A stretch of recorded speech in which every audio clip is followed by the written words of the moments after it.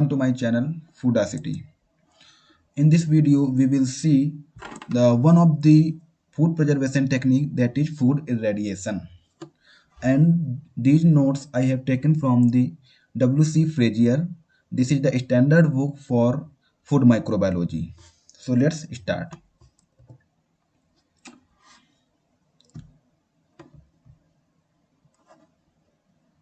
One second. Preservation technique. Preservation by food irradiation. Okay. So this is the short notes. Okay. One second. Okay. So let's start. Microbial destruction without the generation of high temperature suggested the term cold pasteurization. Cold sterilization. Cold sterilization क्या होता है? जिसमें हम micro organisms को तो किल करते हैं but उसमें हीट यूज नहीं करते हैं, ठीक है ना। तो ऐसे ही रेडिएशन में किया जाता है कि रेडिएशन में माइक्रो ऑर्गेनिजम्स को तो किल किया जाता है, ठीक है ना, बट उसमें हीट यूज नहीं किया जाता है। That's why it is called cold sterilization, ठीक है। Next point is shorter wavelength radiation can be further divided into two groups. सबसे पहले देख लेते हैं शॉर्टर वेवलेंथ रेडिएशन। इसका मतलब क्या? Why shorter wavelength only? जो वेवलेंथ और एनर्जी का जो रिलेशन होता है वो इनवर्सली प्रोपोर्शनल रिलेशन होता है, ठीक है। जैसे समझते हैं कि जो सनलाइट आती है तो उसमें जो एनर्जी का फार्मूला होता है उसमें बहुत सारे फोटॉन्स होते हैं। Each photon contains its own energy, ठीक है ना। तो एक फोटॉन में जितनी एनर्जी होती है तो उसका एनर्जी का फार्मूला होता है E is equal to H C upon lambda, ठीक है ना। लैम्डा मतलब वेवलेंथ, वेवलेंथ को लैम्डा से रिप्रेजेंट किया जाता है। E है एनर्जी, H है हमारा प्लैंक कांस्टेंट, C है हमारा वेलोसिटी ऑफ लाइट। तो हमको इस फार्मूले से मतलब नहीं है, सिर्फ मैं इस वजह से ये फार्मूला बता रहा हूँ कि इन दोनों का रिलेशन बताने के लिए कि एनर्जी और वेवलेंथ का जो रिलेशन होता है वो इन्वर्सली प्रोपोर्शनल होता है। तो शॉर्टर वेवलेंथ मतलब हाई एनर्जी, हाई वेवलेंथ मतलब लो एनर्जी, ठीक है। तो हमको फूड उसमें जो फूड में जो रेडिएशन यूज करना है तो हमको हाई एनर्जी का रेडिएशन यूज करना पड़ेगा क्योंकि माइक्रो ऑर्गेनिजम्स को हमको किल करना है, ठीक है। तो उसको किल करने के लिए हमको हाई एनर्जी का वेवलेंथ यूज करना है। इस वजह से बोला गया है कि शॉर्टर वेवलेंथ हमको यूज करना है, शॉर्टर वेवलेंथ, ठीक है। जैसे मान लो देख लेते हैं कि ये जो इलेक्ट्रोमैग्नेटिक स्पेक्ट्रम होता है, ठीक है ना। इलेक्ट्रोमैग्नेटिक स्पेक्ट्रम मान लो यहीं पर थोड़ा सा देख लेते हैं। जैसे इलेक्ट्रोमैग्नेटिक स्पेक्ट्रम का अगर सीरीज देखा जाए, क्योंकि हमको इसमें बहुत सारी रेज का यूज करना पड़ेगा, ultraviolet, X rays, gamma rays, ठीक है ना। तो इनको देख लेते हैं कि सीरियल में कौन कहाँ पर आता है। तो ये बीच मिडिल में आता है विजिबल रेट, विजिबल लाइट, जो हमको देखते हैं हम लोग सनलाइट जो आती है, ठीक है ना। यहां पर कौन सा आता है? इंफ्रारेड। फिर कौन सा आता है? माइक्रोवेव। फिर इसके पीछे कौन सा आता है? रेडियो वेव, ठीक है ना। तो इस साइड जो जा रहे हैं, जो इस साइड जा रहे हैं लेफ्ट साइड, ठीक है, तो इसमें क्या हो रहा है? एनर्जी घट रही है, ठीक है ना। सबसे कम एनर्जी किसकी है? रेडियो वेव की है, फिर माइक्रोवेव की एनर्जी है, फिर इंफ्रारेड की, फिर विजिबल की। अब विजिबल से एनर्जी किसकी ज़्यादा होगी? विजिबल के बाद जो नंबर आता है वो आता है यूवी, अल्ट्रावायलेट रेडिएशन, ठीक है ना। फिर आता है एक्स रे, ठीक है। फिर आता है गामा रे। तो गामा रे की जो एनर्जी होती है वो सबसे ज़्यादा होती है, तो इसका वेवलेंथ कैसा होगा? सबसे कम वेवलेंथ होगा। फिर उसके बाद कम एनर्जी किसकी होती है? एक्सरे की। फिर उसके बाद यूवी की, फिर उसके बाद विजिबल, फिर ये इंफ्रारेड, माइक्रोवेव, रेडियो वेव आते हैं, ठीक है ना। तो ये 7 वेव्स का ये सीरीज होता है इस तरीके से, ठीक है ना, कि अगर लेफ्ट टू राइट जाओगे तो एनर्जी बढ़ेगी तो वेवलेंथ क्या होगी? घटेगी, ठीक है ना। ये बीच में क्या है? विजिबल लाइट है। ये इस डोमेन में जो लाइट होगी, इस उसमें वेवलेंथ में, तो वो हमको विजिबल लाइट होगी, ठीक है ना, जिससे हम लोग देखते हैं। उसके बाद क्या है? UV light, X ray, gamma ray, ठीक है ना। तो ये 3 रे जो होती है इनको हम लोग यूज करते हैं फूड इरेडिएशन में, ठीक है।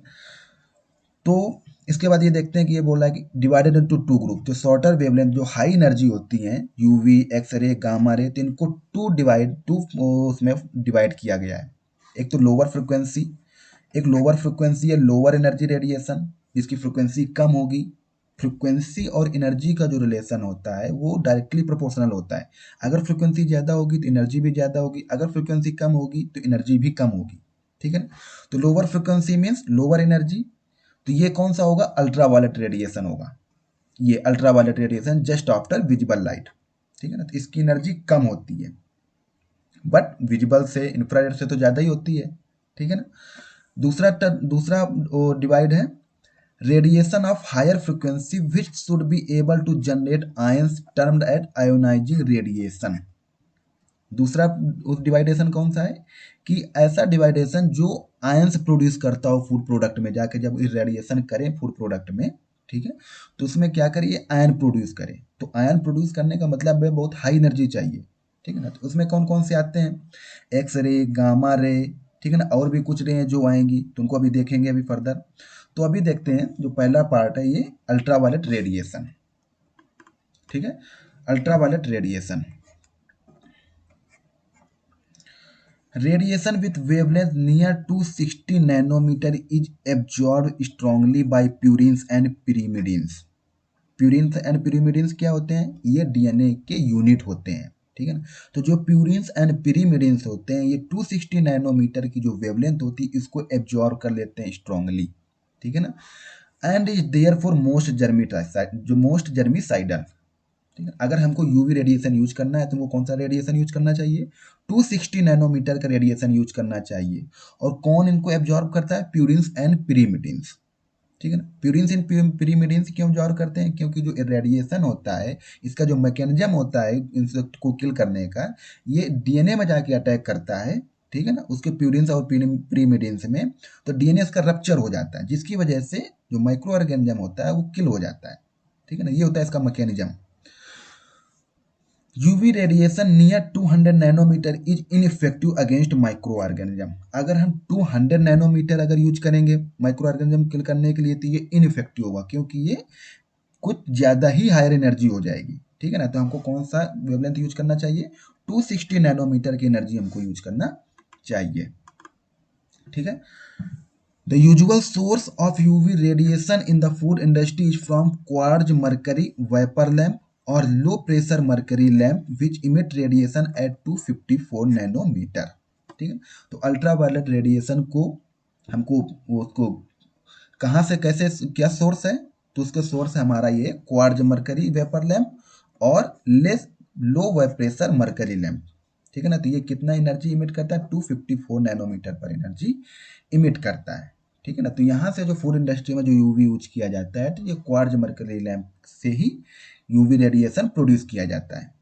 ठीक है? तो अब इसका इफेक्ट देख लेते हैं कि यूवी रेडिएशन से क्या इफेक्ट हो सकता है, ह्यूमंस एंड एनिमल्स में क्या इफेक्ट हो सकता है, माइक्रो ऑर्गेनिज्म पर क्या इफेक्ट हो सकता है।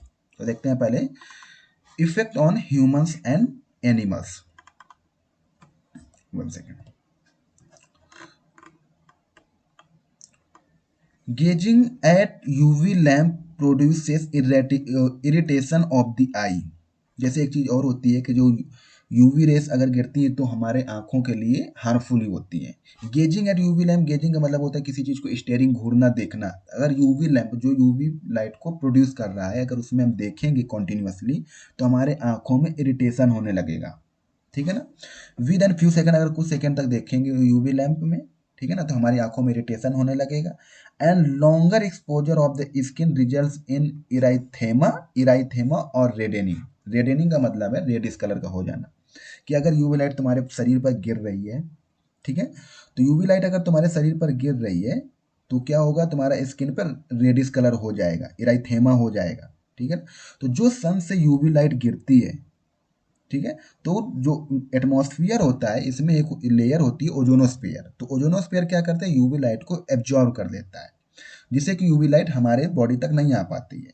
तो यूवी लाइट सन में होती है, ठीक है, लेकिन वो हमारे बॉडी तक नहीं पहुंच पाती है। क्यों नहीं पहुंच पाती है? क्योंकि जो एटमॉस्फेयर है इसमें जो बहुत सारी लेयर्स होती है तो उन्हीं में से एक लेयर होती है ओजोनोस्फेयर। तो ओजोनोस्फेयर क्या करती है? इस यूवी लाइट को एब्जॉर्ब कर लेती है।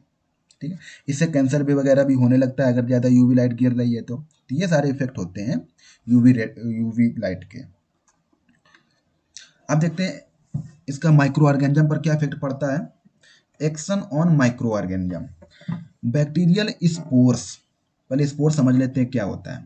बहुत सारे बैक्टीरिया का स्ट्रक्चर होता है, ठीक है ना। तो जो स्ट्रक्चर होता है, अगर बैक्टीरिया का मान लो ये स्ट्रक्चर है, ठीक है ना, तो इसके बाहरी ये आउटर सरफेस पर ये केमिकल कंपाउंड की प्रोटेक्टिव लेयर जम होती है, ठीक है ना।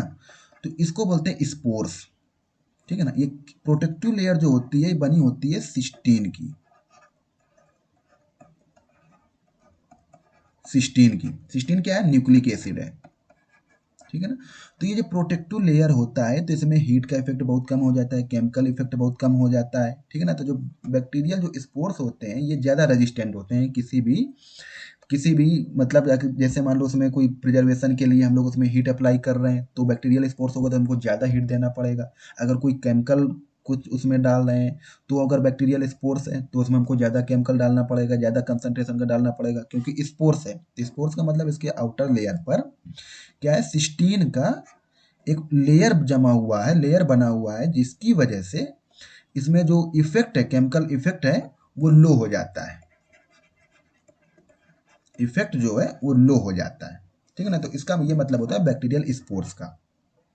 तो bacterial spores usually take from 2 और 5 times as much exposure as the corresponding vegetative sales.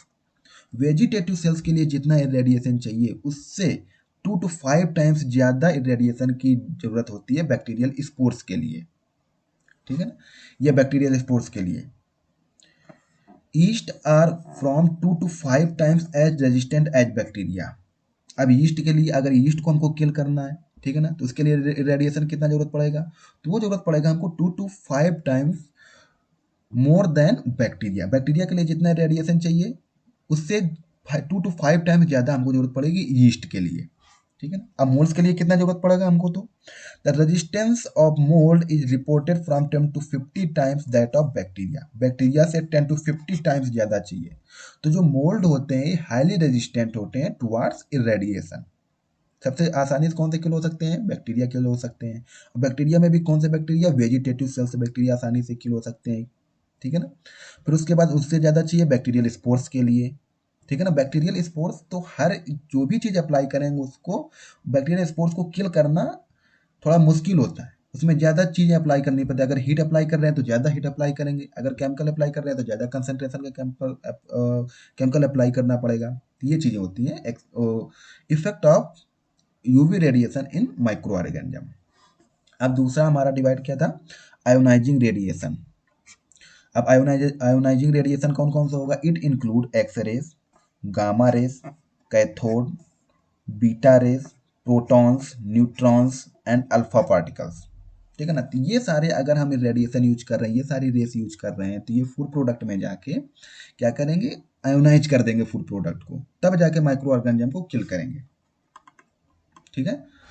Neutrons, अगर न्यूट्रॉन्स यूज करेंगे तो न्यूट्रॉन्स यूज करने से क्या होता है, जो फूड प्रोडक्ट होता है वो रेडियो एक्टिविटी शो करने लगता है, इस वजह से न्यूट्रॉन्स मोस्टली यूज नहीं किया जाता है, ठीक है ना।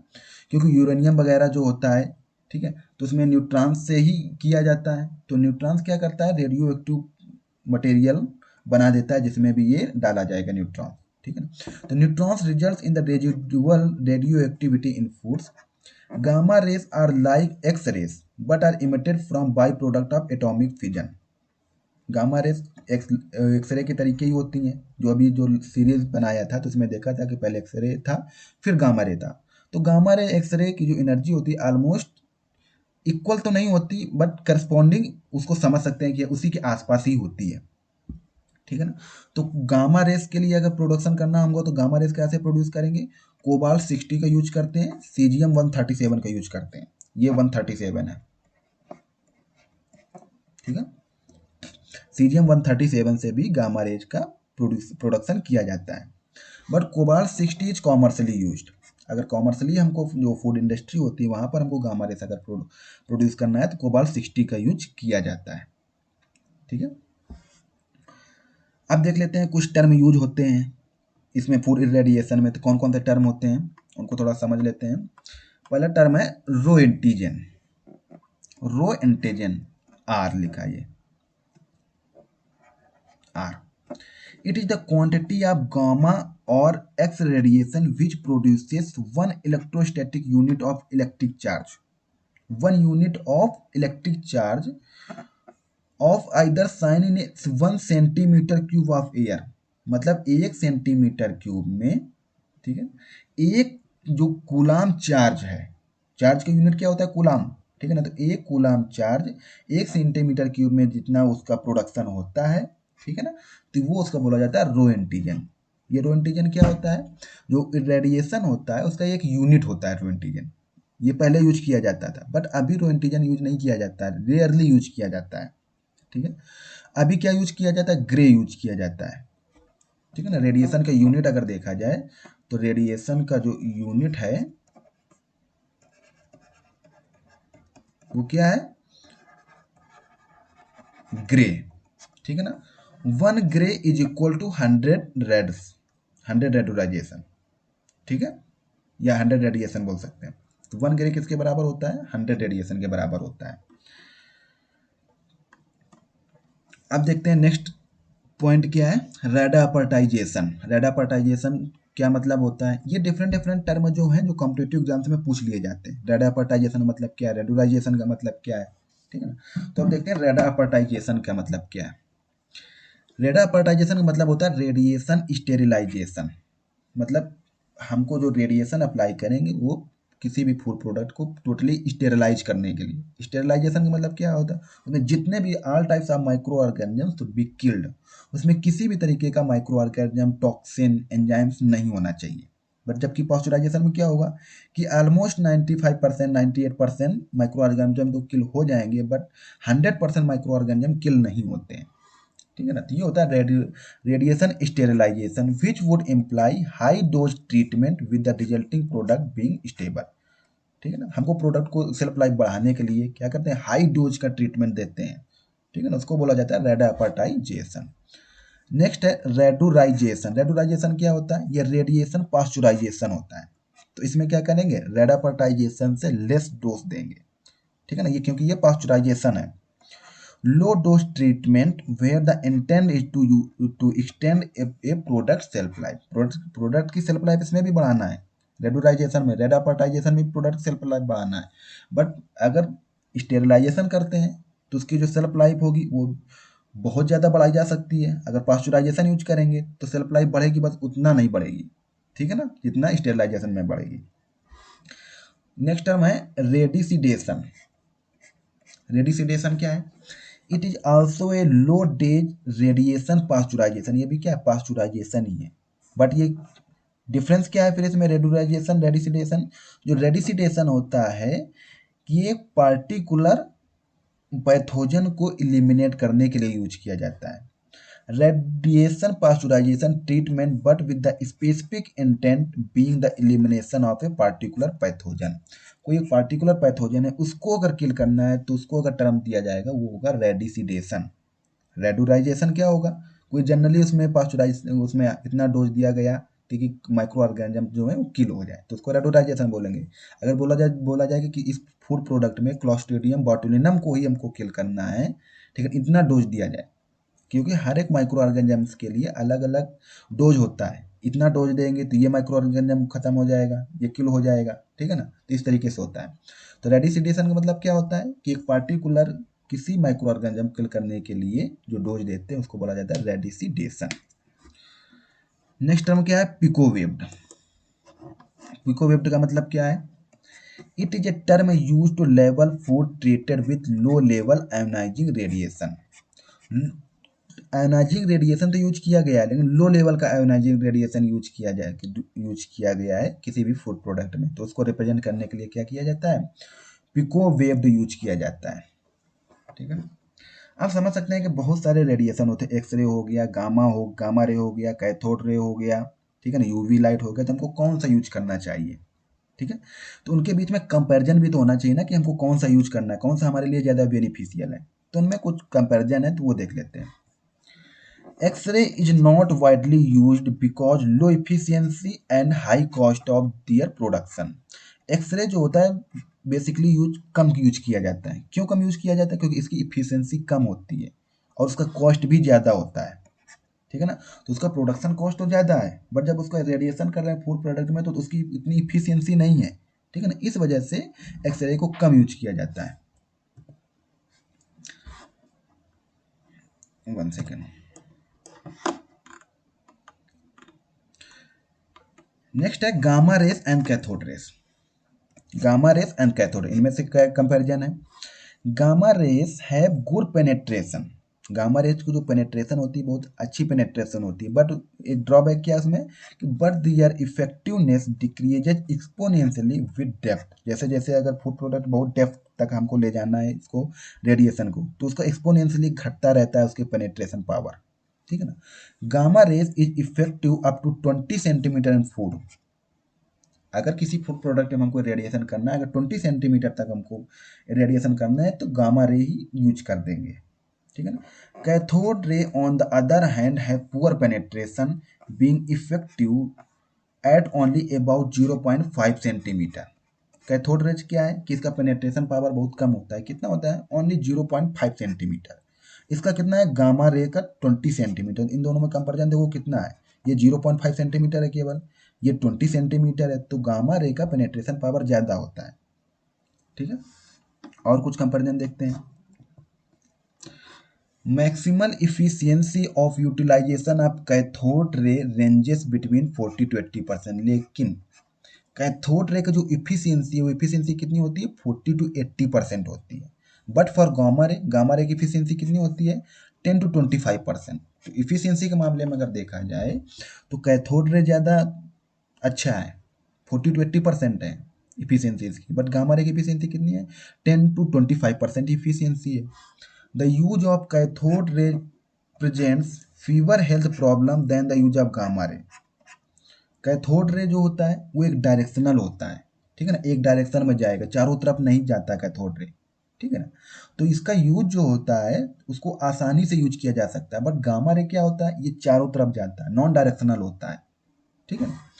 Spores of Clostridium botulinum have been found to be more resistant to gamma ray than are spores of flats or bacterium। जो क्लॉस्ट्रीडियम बॉटुलिनम होता है ये गामा रेस के प्रति ज़्यादा रेजिस्टेंट होता है, जबकि फ्लैट्स और बैक्टीरियम जो होता है, फ्लैट्स और बैक्टीरियम कौन सा होगा, बैसिलस स्टीरियोथर्मोफिलस, ठीक है ना, ये होता है फ्लैट्स और बैक्टीरियम। तो ये जो रहेगा ये इसके कंपैरिजन में क्लॉस्ट्रीडियम बॉटुलिनम ज़्यादा रेजिस्टेंट होता है टुवर्ड्स गामा रे, ठीक है ना। जैसे फ्लैट्स और बैक्टीरियम कौन सा होता है, बैसिलस स्टीरियोथर्मोफिलस, तो इसका नाम लिख लेते हैं, बैसिलस स्टीरियो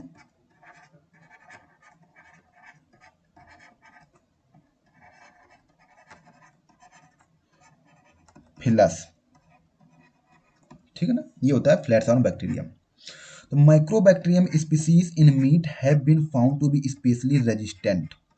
जो मीट में माइक्रोबैक्टीरियम स्पीसीज होता है जैसे माइक्रोकोकस, माइक्रोकोकाई, ठीक है ना, तो ये भी जो रहते हैं ये रेजिस्टेंट होते हैं टुवर्ड्स इरेडिएशन, ठीक है।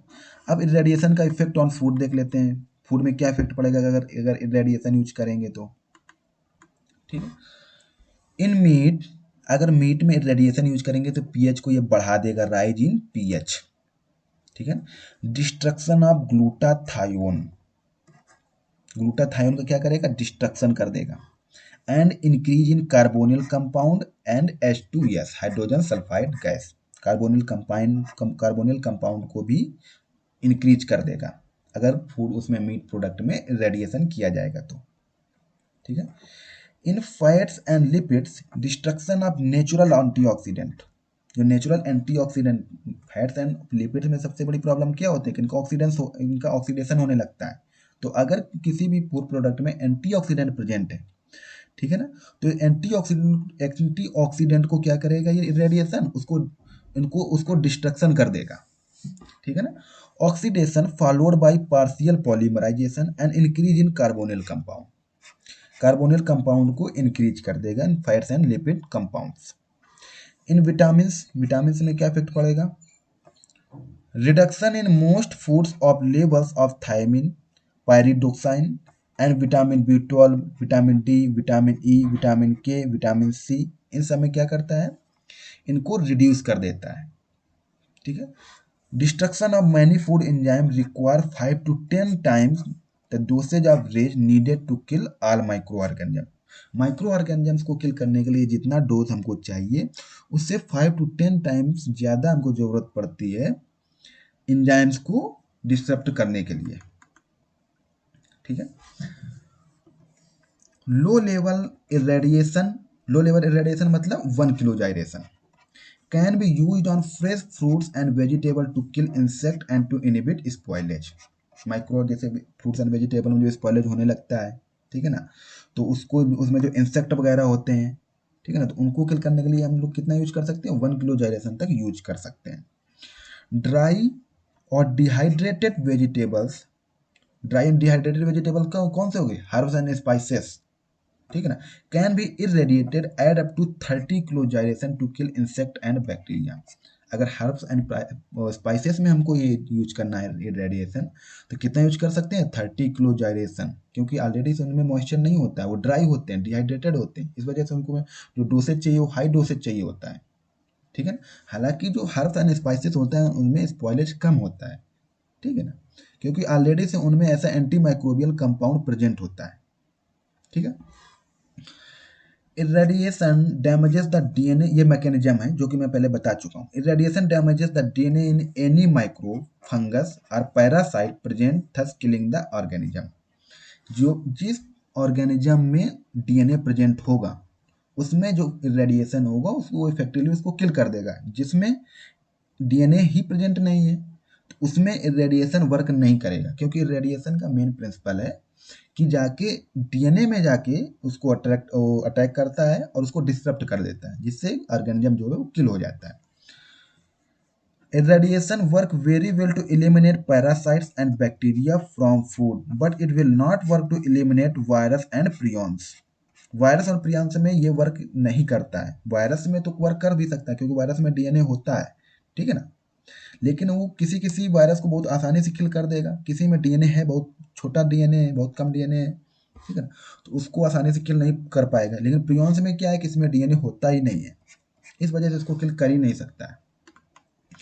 Virus such as the one that they are relatively resistant to irradiation at the level approved for food। जितना फूड्स के लिए irradiation यूज किया जा सकता है, इसका भी एक लिमिट होता है कि इतना irradiation फूड प्रोडक्ट में यूज किया जा सकता है, तो उतने में वायरस किल नहीं होता है।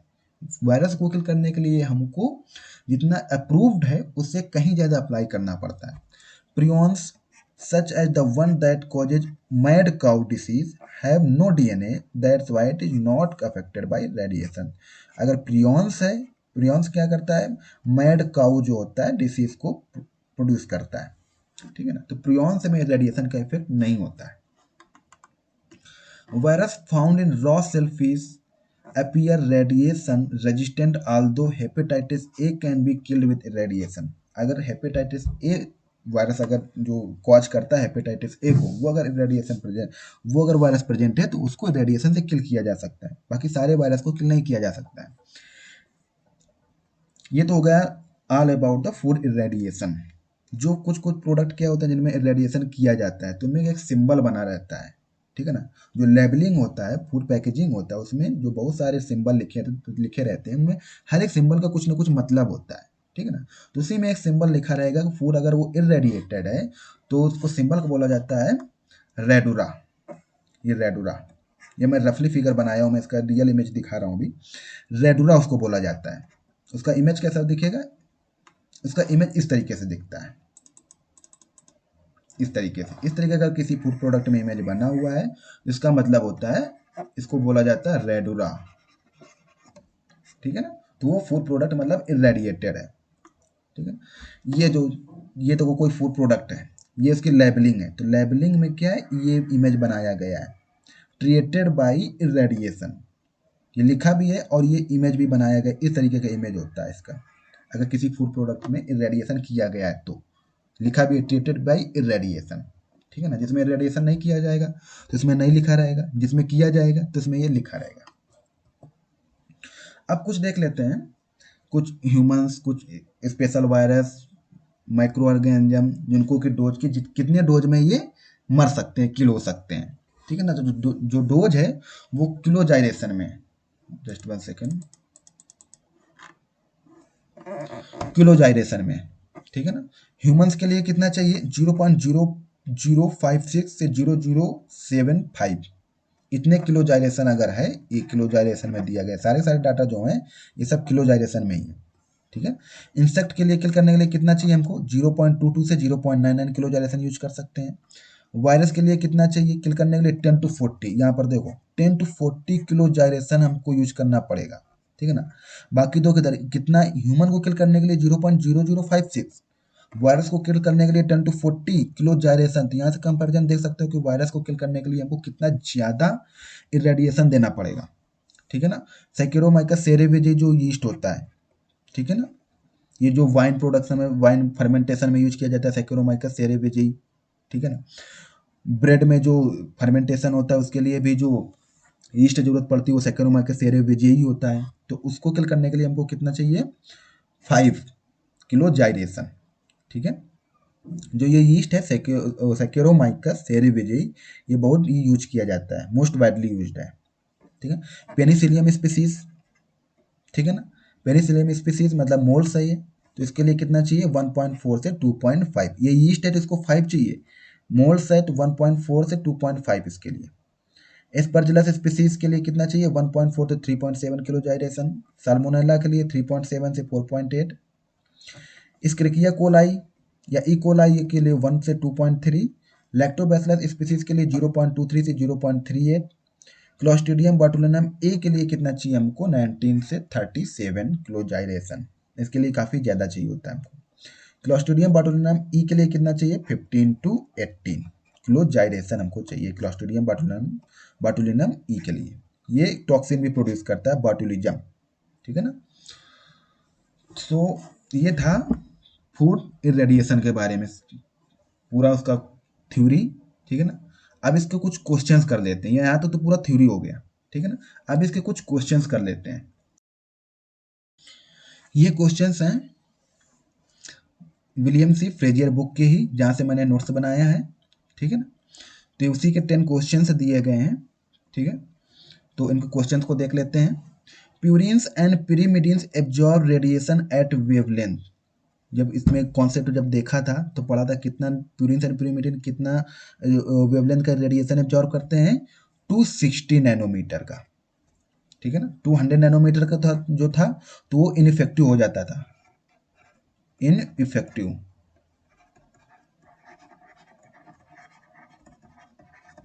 ठीक है ना, 200 नैनोमीटर जो रेडिएशन था वो ineffective towards micro organism.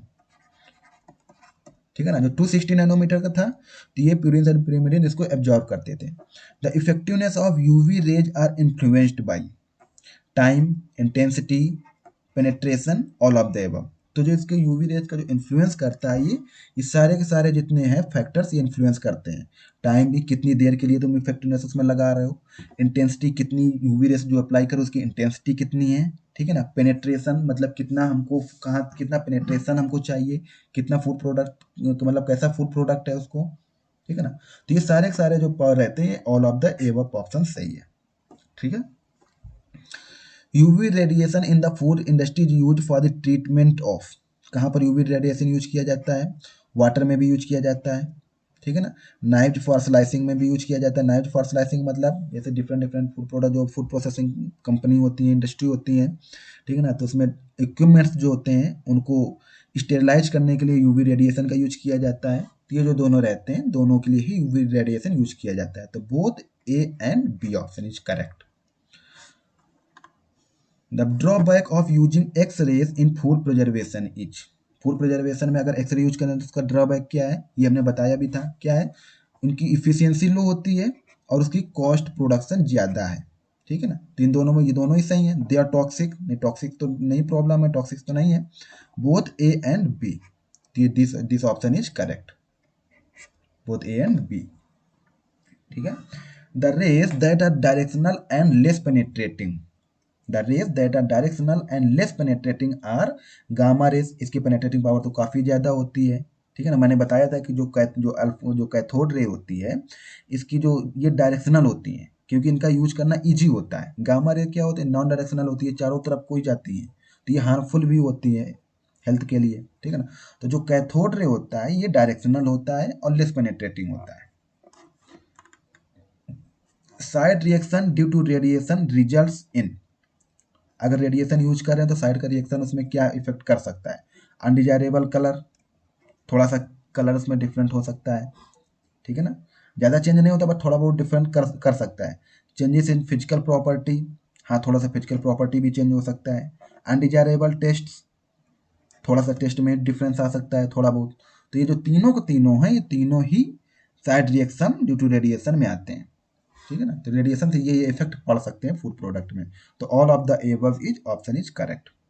Low level radiation can be used on fresh fruits, fresh fruits में जो लो लेवल रेडिएशन यूज किया जाता है, तो क्यों यूज किया जाता है, इंसेक्ट को किल करने के लिए यूज किया जाता है। ये लाइन यूज की थी मैंने, ठीक है ना, कि जो फ्रूट्स एंड वेजिटेबल्स होते हैं उनमें रेडिएशन क्यों यूज किया जाता है, उसको इंसेक्ट को किल करने के लिए।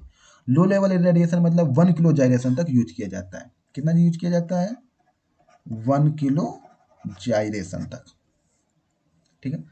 The general nutrition of an irradiated food will be, कि इरेडिएटेड फूड मतलब फूड में इरेडिएशन कर दिया गया है, उसमें न्यूट्रिशन में क्या इफेक्ट पड़ेगा।